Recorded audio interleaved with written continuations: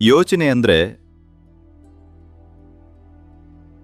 ನಿಮ್ಮ ಮನಸ್ಸಲ್ಲಿ ಹಳೆ ಕಸ ಕುಳಿತಾ ಇದೆ ಅಂತ. ಏನನ್ನ ತಾನೇ ಯೋಚಿಸ್ತೀರಿ?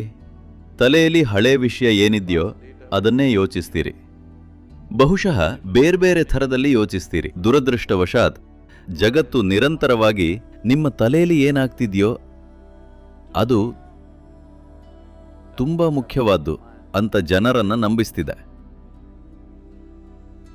ನಾನು ಅದು ಬರೀ ಕಸ ಅಂತ ಮನವರಿಕೆ ಮಾಡಿಸೋಕೆ ನೋಡ್ತಿದ್ದೀನಿ.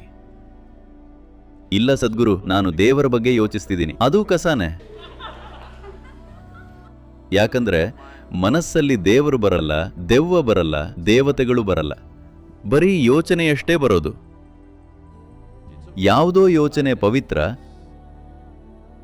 ಇನ್ಯಾವುದೋ ಪವಿತ್ರ ಅಲ್ಲ ಅಂತ ಗುರುತಿಸೋದು ಮೂರ್ಖತನ. ಯೋಚನೆ ಅಂದ್ರೆ ಸದ್ಯ ಯಾವುದು ವಾಸ್ತವ ಅಲ್ವೋ ಅದು. ಜೀವನೋಪಾಯಕ್ಕೆ ಅದು ಇದು ಅಂತ ಯೋಚಿಸಬೇಕು.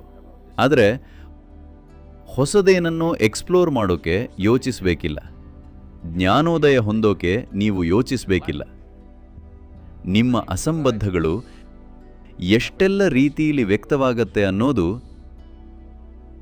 ಜೀವನಕ್ಕೆ ಮುಖ್ಯವಾಗಲ್ಲ, ಸಮಾಜದಲ್ಲಿ ಸ್ವಲ್ಪ ಮುಖ್ಯವಾಗಬಹುದು. ನಾನು ಬೇರೆ ದೇಶಗಳಿಗೆ ಹೋದಾಗ ಕೆಲವು ಕಡೆ ವೈಚಾರಿಕ ನಾಯಕ ಅಂತಾರೆ.